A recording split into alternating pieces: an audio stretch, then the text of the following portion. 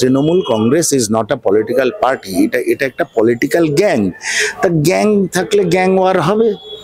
ভাগ বাটোয়ারা নিয়ে গন্ডগোল হয়েছে, গুলি চলেছে, এখন তো কাউন্সিলর লেভেলে গোলাগুলি চলছে, এরপর দেখবেন এমএলএ এমপি লেভেলে গোলাগুলি চলবে, কারণ টাকাটা তো একদম বেস থেকে টিপ অব্দি যায়। তৃণমূল কংগ্রেসে বেস থেকে টিপ অব্দি যায়, আবার ওদের একটা 75-25 ভাগাভাগির ব্যাপার আছে। ঠিক মতন না পৌঁছলে হয়তো দলের লোকই দলের লোককে মেরে দিল। ডিআর লটারি নিয়ে প্রচন্ড উত্তাপ ছড়াচ্ছে বাংলায়। কংগ্রেসের সেরম করা প্রতিক্রিয়া পাওয়া যাচ্ছে না, তার কারণ যে কংগ্রেসও কিছুটা টাকা সেই ডিআর লটারি থেকে প্রাপ্ত। তৃণমূল কিন্তু এ রাজ্যে বাজি একেবারে শীর্ষে, বিজেপিও কম যায় না। আমি বলছিলাম এই যে প্রাপ্তির ভান্ডার শূন্য কেবলমাত্র বিরোধী দলের সিপিএম, এই যে প্রাপ্তি এবং সাধারণ মানুষের ক্ষতি ঠিক কিভাবে দেখছেন? মানে কংগ্রেসের প্রাপ্তি মানে আপনি ওই ইলেকটোরাল বন্ডের কথা বলছেন? মানে সেটা আপনারা তদন্ত করে জেনেছেন যে ওই ডিআর লটারি থেকেই ইলেকটোরাল বন্ডের টাকা এসছে? কোন তদন্তকারী সংস্থা করেছে? 50 কোটি টাকা ব্রিফ দেওয়া হচ্ছে। না, কোন তদন্তকারী সংস্থা আপনাদের এই রিপোর্টটা দিয়েছে? আপনার আরটিআই করেছেন? আরটিআই করুন, কংগ্রেস দল জানিয়ে দেবে কোথা থেকে কি এসছে। এইসব আজে বাজে কথা কিছু কিছু সংবাদ মাধ্যম রটাচ্ছে, এটা অত্যন্ত দুঃখজনক। আমরা এর তীব্র প্রতিবাদ জানাই। এক, আর দ্বিতীয় কথা হচ্ছে ডিআর লটারি বা লটারি সংক্রান্ত যত স্ক্যাম, এটা তো আজকে হঠাৎ নতুন নয়। আজকে ফিউচার গেমিং এর নাম আসছে, আগে অন্য কিছুর নাম এসছে। এর সব কিছুর সঙ্গে বাংলার শাসক দল তৃণমূল কংগ্রেস এবং তাদের সঙ্গী সাথীরা জড়িত। আরো তদন্ত হোক, আরো ডিপে যান, আপনারা তদন্ত করুন, আপনারা আমাদের হয়ে সাধারণ মানুষেরও তদন্ত করুন, আরো ডিপে যান, জানতে পারবেন শাসক দলের কানেকশনই সবচেয়ে বেশি পাবেন। এই যে লটারি স্ক্যাম পুরো ভারতবর্ষ জুড়ে হচ্ছে। কিন্তু তৃণমূলের ভান্ডার আমি বলেছি সর্বপ্রাপ্তি বেশি হয়েছে, কিন্তু সেটা যেমন সত্য, কংগ্রেসেরও তো কিছুটা পাওয়া যাচ্ছে খবর। আমি বলছি কোনোটাই সত্য নয় তা তো হতে পারে না, হয় কোনোটাই সত্যি নয় আর না হলে দুটোই সত্য। কংগ্রেস কি কোথাও তৃণমূল কংগ্রেসকে বলে দিয়েছিল যে তোমরা ইলেকটোরাল বন্ডে টাকা পেয়েছো বলে র্যাম্প্যান্ট দুর্নীতি করে যাও, র্যাম্প্যান্ট করাপশন করে যাও? কংগ্রেস তো কখনো বলে দেয়নি। এটা ওদের একটা অন্তর্নিহিত স্বভাব, যেটা ওরা সবসময় করে, এবং ওরা দুর্নীতি ছাড়া থাকতে পারে না। কখনো গরু খায়, কখনো কয়লা খায়, কখনো এখন ট্যাপ খাচ্ছে, আবার লটারিতে ওদের নাম, চাকরি বিক্রিতে ওদের নাম, এটা ওদের স্বভাবজাত। এখন কি হয়েছে, এখন ডাইভার্সিফাই করতে করতে এটাকে কর্পোরেটাইজ করে ফেলেছে।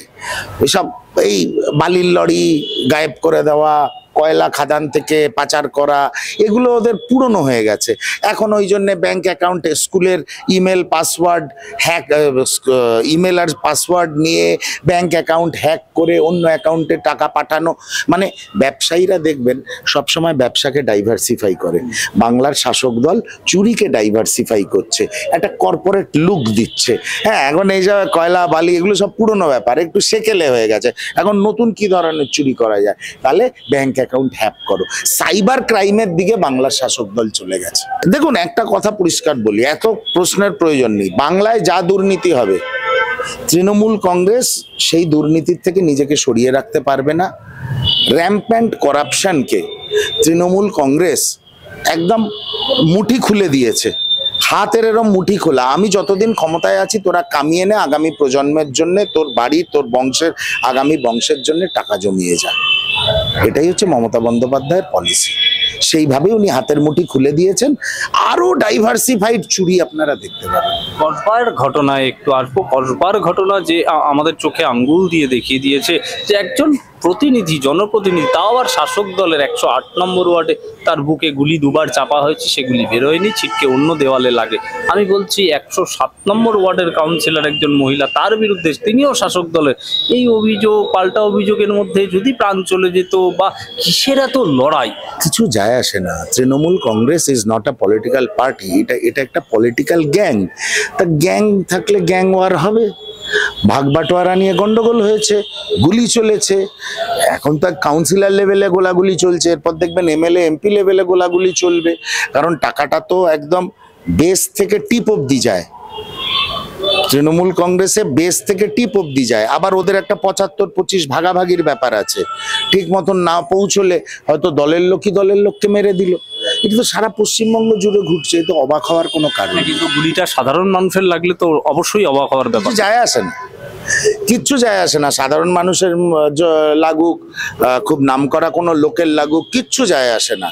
টাকা রোজগার করতে হবে তৃণমূলের, এবং সেটা যদি ঠিক মতন সর্বস্তরে ভাগাভাগি না হয় তাহলে মুশকিল আছে, তা নাহলে গুলি চলবে, আক্রমণ হবে। প্রমোটাররাও আক্রান্ত, তৃণমূলের নেতারাও আক্রান্ত, এখন জনপ্রতিনিধিরা আক্রান্ত হচ্ছে। আপনি দেখতে থাকুন না আগামী দিনে কি হয়। শেষ প্রশ্ন, মণিপুরে আবার মিছিল, মহিলাদের মিছিল, একদম হাতে প্রজ্বলিত প্রদীপ, কি বলবেন? নরেন্দ্র মোদীর আছে দিন তো মণিপুরের ক্ষেত্রে, উত্তরপ্রদেশের ক্ষেত্রে, অন্যান্য রাজ্যের ক্ষেত্রে কোথাও ফলপ্রসূ হলো না। মণিপুরে ওনারা মৈতেই এবং কুকিদের মধ্যে যে ভাগাভাগির রাজনীতি নরেন্দ্র মোদী করেছেন, সেটা তো সুস্থ রাজনীতি নয়। ভারতবর্ষের প্রধান প্রশাসক হিসাবে আমরা ওনার কাছে সুস্থ রাজনীতি আশা করেছিলাম। আজ অব্দি মণিপুরে একবার এত বড় গন্ডগোল, জেনোসাইড হলো, এই জেনোসাইডে একবার কি উচিত ছিল না ভারতবর্ষের প্রধানমন্ত্রীর মণিপুরে যাওয়ার? স্বরাষ্ট্রমন্ত্রী গেছে, প্রধানমন্ত্রীর যাওয়া উচিত ছিল। মণিপুর ভারতবর্ষের অঙ্গরাজ্য, যাওয়া উচিত ছিল। তা এটা ওনারা করাচ্ছেন না, থামানোরও কোনো ইচ্ছা আছে বলে মনে হয় না। কিন্তু এর সঠিক জবাব মণিপুরবাসী নরেন্দ্র মোদীকে আগামী দিনে দেবেন, এটুকুই বলতে পারি।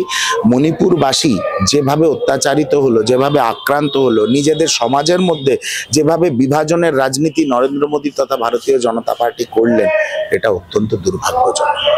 আমি আরজিকরের পাশে একেবারে কংগ্রেস কতটা আছে সেই জায়গায় বামেরা যতটা থাকতে পারলো বিরোধী হিসাবে, বিজেপিও নেই, কংগ্রেসও প্রায় নেই ব্যাপার। আমি বলছি যে একেবারে সেই জোরালো আওয়াজটা কোথায় আর তুলতে পারলো তিলোত্তমার হয়ে কংগ্রেস? এই আন্দোলনটাকে কানাগলিতে ঢুকিয়ে দিল এই ডাক্তারবাবুরা। কাউকে গো ব্যাক করে কাউকে কাম ব্যাক করানো যায় না। কংগ্রেস থাকতে চেয়েছিল, কংগ্রেস নিজের মতন করে অভয়ার মৃত্যুতে, অভয়ার খুনে প্রতিবাদ করেছে, আগামী দিনেও করবে। কিন্তু আমরা ডাক্তারদের আন্দোলনে যেভাবে তাদের পাশে থাকতে চেয়েছিলাম, বিনা পতাকায়, বিনা ব্যানারে, ডাক্তারবাবু এবং ডাক্তারবাবুদের মধ্যে ঢুকে থাকা কিছু আল্ট্রা লেফট এলিমেন্ট সেটা হতে দিল না। তাতে কি হলো? আন্দোলনটা কানাগলিতে ঢুকে গেল। সেটাকে আর রিকভার করার কোনো জায়গা নেই। নতুন করে আন্দোলন সংগঠিত করতে হবে। জাতীয় কংগ্রেসকে পাশে চাইলে নিশ্চয়ই প্রদেশ কংগ্রেস সভাপতি শুভঙ্কর সরকারের নেতৃত্বে আমরা তাদের পাশে থাকব।